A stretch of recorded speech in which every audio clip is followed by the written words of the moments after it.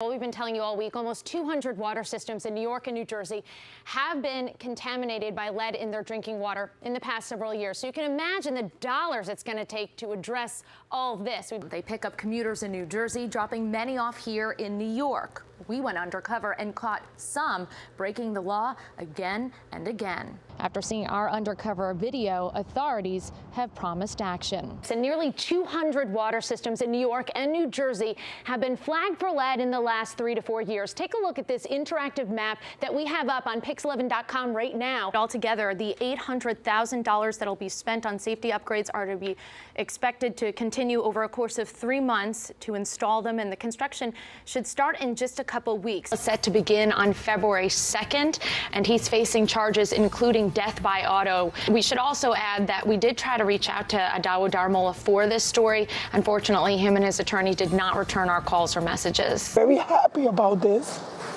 I'm going to do it. We showed you this video first in February. It shows a school security guard pushing his way through the halls. 100 places in New York and New Jersey have seen levels above the EPA's safe standard in the past several years. You can actually see the corrosion in this pipe.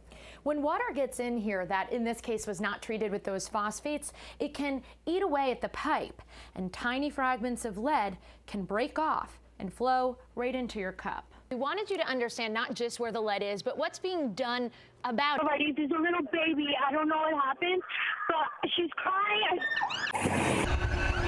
It was a unique tragedy. A crash that killed someone so young and impacted so many. It only takes a second for something to happen. That's the second that changed my entire life. Investigators say Sphinx bus driver Adawu Darmola was using his cell phone behind the wheel when his bus careened into 3 parked cars and a light pole. The pole toppled directly onto Maylin Parides' stroller, killing 8-month-old Anjali. Mama. My daughter would have been 3 this year. We witnessed jitney drivers speeding, passing, and using their cell phones behind the wheel. There were constant complaints about the buses cutting people off or driving very slow down the middle of Bergline Avenue so nobody can get around them, so they get the fares. We watched this driver take or make 9 calls while we rode on board, going through a green light, passing a green pavilion that should serve as a reminder. It's where Anjali was killed. We shouldn't be on the streets.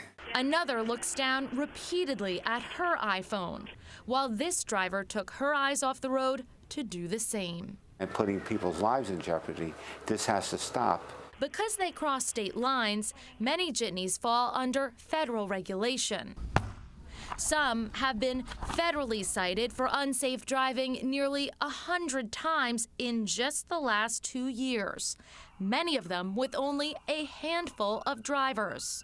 Driving without a proper license, driving with a suspended license, driving while fatigued or intoxicated, all violations served under federal law. An official with the Federal Motor Carrier Safety Administration told us that there is no set limit for violations because each company is investigated on a case-by-case basis. We went to find the owner of one company that stood out. We witnessed this company's drivers break the law the most. They've been slapped with nearly 200 federal violations in 2 years, many of them for poor vehicle maintenance or problems with drivers. Some were caught driving with an improper or a suspended license. It's the same company in the crash that killed Anjali. Hi, Magdi. Christie Duffy, Pix11. He did not want to answer our questions. No, just would you please let me stay outside? But after we showed him this, I apologize for what's happened, but I will take care of it. he showed us the company's safety policy.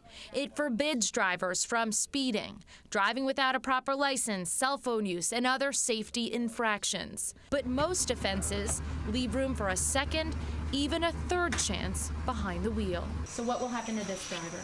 This driver, I'm gonna call him over here, I show him the picture, and I'm gonna suspend him.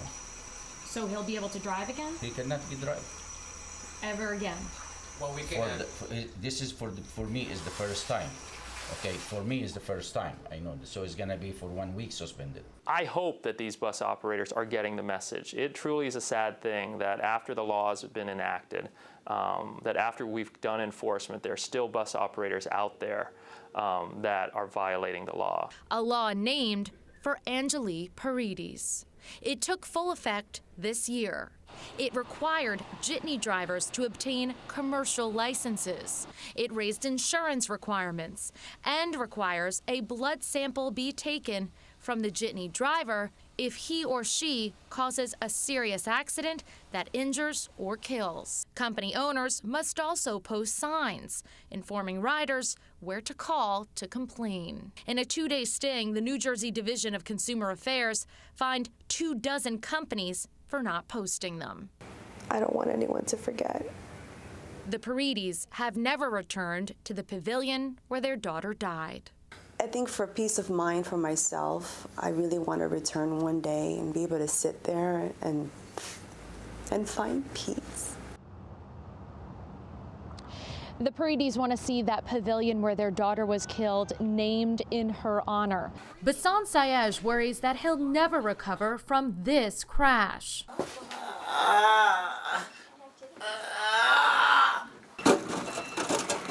He was in the passenger seat when his car and a New Jersey Transit train collided in April. This is the crossing where he and his wife were hit. It is the most dangerous railroad crossing in the New York metropolitan area, according to the Federal Railroad Administration. It's on Midland Avenue in Elmwood Park, New Jersey. In the past 25 years, there have been 24 collisions. 8 have been injured here, and 2 pedestrians have died, one of them a suicide.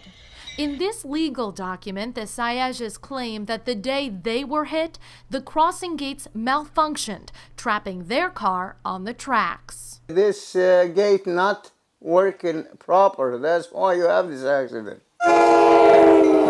An NJ Transit spokeswoman told us just the opposite, stating, quote, the safety warning system was working properly. And in fact, the Sayejes were ticketed for disregarding the railroad crossing. But the railroad's own incident reports obtained by Pix 11 show gate malfunctions reported at Midland Avenue dozens of times. Incident records list at least 36 malfunctions reported in the past 10 years. One malfunction was reported just 4 days before a 2013 crash. Incident reports from the day of the Sayejes crash were not available. We asked the Federal Railroad Administration about the dozens of malfunctions reported at this crossing. A spokesman told us they are now investigating both the Sayejes crash and what they call, quote, the spate of partial activation failures at this crossing. We also asked NJ Transit about the malfunction reports. They say these are simply calls made to police and that it's up to transit mechanics to determine if there is an actual problem at the crossing. None of the reported gate malfunctions listed at Midland Avenue are in here. This is the Federal Railroad Administration's database of crossing gate failures. NJ Transit says that's because there has never been an activation failure at this crossing. An investigator we talked to believes these reported malfunctions should be in the database. When you find out that the Federal Railroad Administration doesn't have the information, that means that the railroad failed to report it, or the FRA, the Federal Railroad Administration, is not checking up with their inspectors. Bob Comer says he's investigated over 400 railroad crashes nationwide. He says the railroad industry largely relies on the railroads themselves to report issues to the policing agency, the FRA. The claims of the railroad crossing activations or warning devices being fail-safe is a giant lie. I'm not the first victim on that road. Bassam Sayej told me this afternoon he had to be taken back to the hospital today for more treatment. According to his attorney, they sent out their notice to sue today. NJ Transit declined to provide us with an on-camera interview for this story, but they urged drivers to pay close attention at all grade crossings and to immediately stop when the safety lights start flashing. John Tamson.